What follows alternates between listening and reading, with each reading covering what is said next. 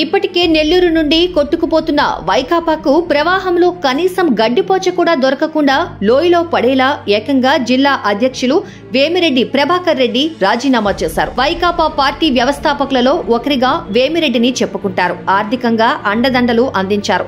కనీస కృతజ్ఞత లేకపోగా గౌరవం కూడా ఇవ్వకుండా నియంతలా జగన్ వ్యవహరిస్తుంటే భరించలేక పార్టీ సభ్యత్వానికి కూడా రాజీనామా చేశారు.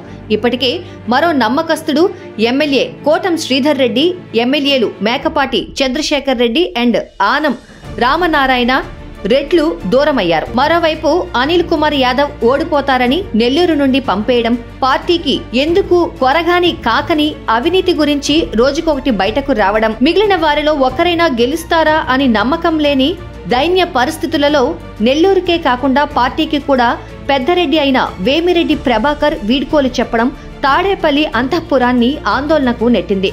కడప తర్వాత బలంగా ఉన్న నెల్లూరు నుండి వైకాపాను బంగాళాఖాతంలో ముంచడానికి కసిగా నమ్మకస్తులే ప్రయత్నిస్తుంటే యావత్ రెడ్డి సామాజిక వర్గాన్ని కూడా ఆలోచింపజేస్తోంది. జగన్ రెడ్డి అధికారంలోకి వచ్చాక ఎవరిని కలవకుండా దూరం పెట్టడాన్ని దిగమింగుకోలేక దూరం అయితే దుర్మార్గంగా అధికార దుర్వినియోగం చేసి మరీ వేధిస్తాడని సమయం కోసం వేచి చూసి ఎన్నికల నోటిఫికేషన్ రాబోతున్న సమయంలో ఒక్కొక్కరుగా భారీ షాకులిస్తూ వైకాపాను వీడిపోతున్నారు.